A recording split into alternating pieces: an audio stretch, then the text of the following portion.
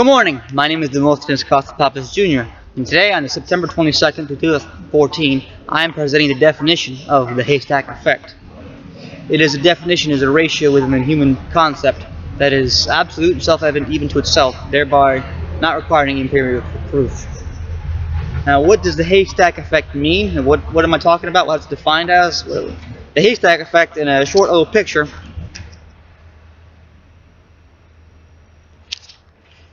it's a ratio of growth. It's equal to the total area divided by the total stressors. This little simple formula scales up and down depending on the number of stressors and the number of area. But it's important to note that what is a stressor? The total stressors in this definition includes all things that can interfere with adulterous relation, fornication, or basically any kind of adult interactive intercourse activity. Things like government interference, the presence of cops, security cameras, ordinary cameras, next door neighbors, and other methods of scrying and seeing into, as well as the physical presence of all the personnel like neighbors, dogs, other animals in the area, other beings that that interfere with the area, interlopers, as well as things of the fear type stressors and the mind type stressors, stress in general, thieves, the fear of thieves. Any bad person or the fear of any bad person, local regimes that are not quite good, and just basically anything in a space, any other mind other than yourself, or any fear of a mind other than yourself in that space. This definition comes from the word Haystack effect actually comes from 12th century France, where it was common thought to that a haystack was a well-known place. Even mentioning it was basically like a secret awesome club to go to, because the haystack itself is a nice, warm, inviting place of plant debris that comes together. But to the people that don't care too much, it's warm and inviting. It's simple, cheap, kind of throwaway system, but it's comfortable. It's a place of comfort and security. And it's usually a haystack itself is located within a barn. And this barn is a famous located place where you can say, oh, this particular barn, name and place, name dropping, and then poof, you have created a location.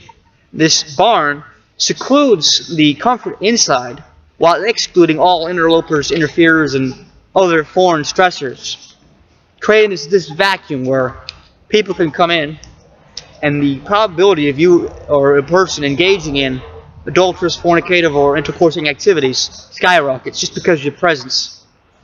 If you were to take the same 2 people, 3 people, or whatever number of people out to another location that's not comforting, not secluded, has plenty of interlopers and plenty of other people around, the probability of you doing any intercourse, adulterous, or fornicative activities decreases dramatically. How this applies to today's world is you're looking at third world countries versus first world countries. And it's important to note that the UK has, I believe, a factor of 1 1/4 of the average number of children born to a couple. It means you're having 1 1/4 people born to every 2 people, and your population is actually going to shrink. The United States, I believe, it's 1.5. Other countries, other industrial first-rate nations usually have low numbers. Countries that are not first-rate, like third world countries, a lot of South America or South Africa or some other place where you can define a third world country, they usually have high birth rates. 5 or 6, 7 kids per family, per parent, per 2 people, and that's like an average. Some people wonder the question of what happens when a third world country or personnel comes into a first world country. They're assuming the assumption I'm hearing is that people who are having 5 or 6 or 7 or 8, 9, 10 kids in third world countries will also have 7, 8, 9, 10, 11, 12 kids in first world countries, because they come from families that have big families, and they will likely continue to have big families. And also the notion that people that are already in the first world countries are only having a couple of kids. They're not developing a native population as fast. And a lot of natives in many nations are worried that these foreign people from foreign countries will overpopulate them. It is true that any person coming into a population makes the natural birth rate decrease even more than it already is. So yes, on that extent, an extra person coming in from a foreign country does hurt the native country in terms of population growth.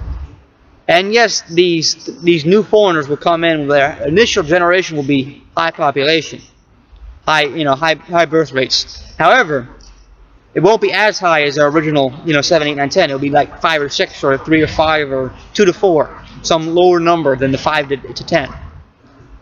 And as they grow into and become enlivened with this new first world nation, they become accustomed to the cameras. They grow into the fears of the stress, and they meet the other stresses, the foreign neighbors, the next door neighbors, the government, the cameras, all the other things. And when they meet that interference, when they meet those interlopers, they too will succumb to the pressure of the population shrink factor, the haystack effect on the top end, or actually to the bottom end.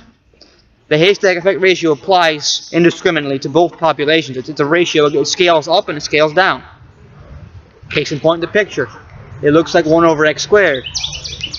It scales up and it scales down depending on your total factor of area and total factor of stressors.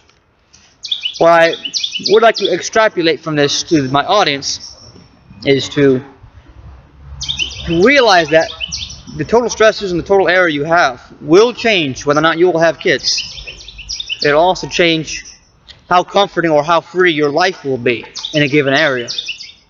And to governments, they also would have to consider this, because then they have to worry about population growth. It does become a factor when you get to the government level of how many people are in an area, how many people can you tax, how many bodies you have to work, how many bodies you have to feed, what the costs are, what the benefits are.